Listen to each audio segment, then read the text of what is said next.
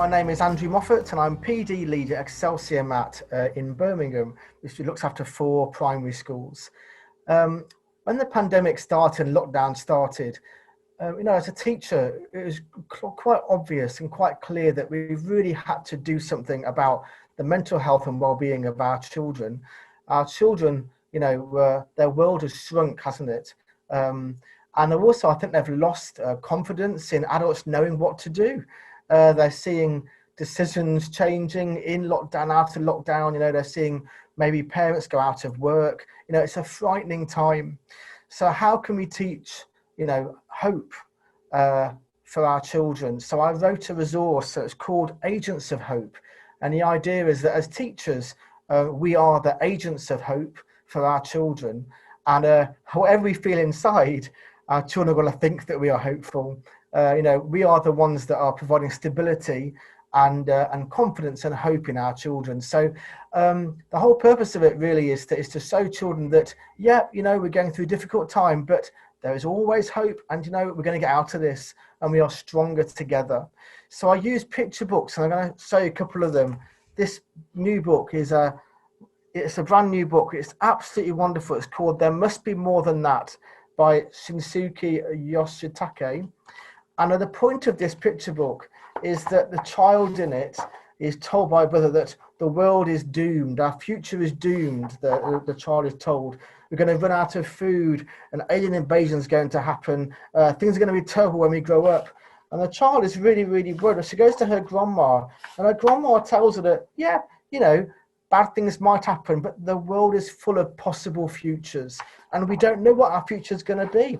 There are so many possible futures, and it goes through about, not just one future, but there's like 2 or 3 futures, a future with hot dogs every day, a future where you can spend every day in your pajamas, a future every Saturday is Christmas, but it just goes through lots of possible futures. And what we're teaching children is that, yes, things are difficult at the moment, but we don't know how it's going to end up. The future is not doomed, actually. The future could be really, really good, and we'll get there together.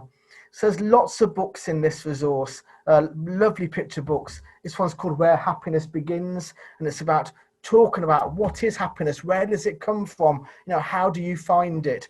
And the aim of this resource is to teach children about hope and about supporting each other, having empathy. If you see someone worried, what do? We talk about our worries and our feelings, and we'll get through together.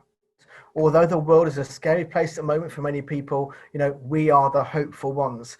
And we're starting each day with a picture, an assembly picture that we put on the board in front of the class. It's a 5-minute little conversation about a positive news story from around the world. And I give you 4 examples of those pictures. And I do a newsletter every week that goes out to about 1,000 schools in the UK. It's called Agents of Hope newsletter. People can sign up for it. And it has 5 assembly plans for each week, so 1 a day. An example of these is, for example, the London Marathon happens every year.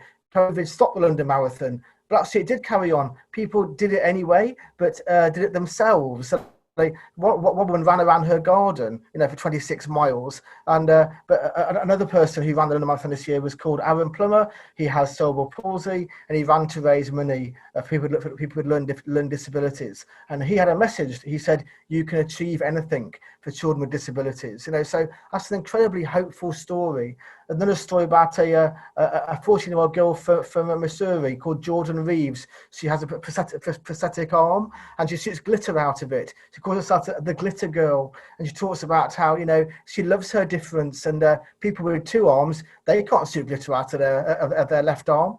So it's a hopeful, positive story.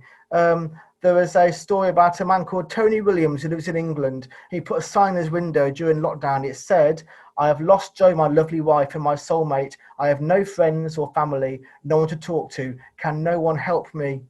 What do you think happened next? Well, he was inundated with phone calls and letters from all across the globe, people making contact from America, from Canada, from Australia, from India, because people, if you need help, people will always help you. So these stories are a really important way to start every day off. every day in our school is started with a positive 5-minute injection of hope, that we're going to that we'll then use to get through the day.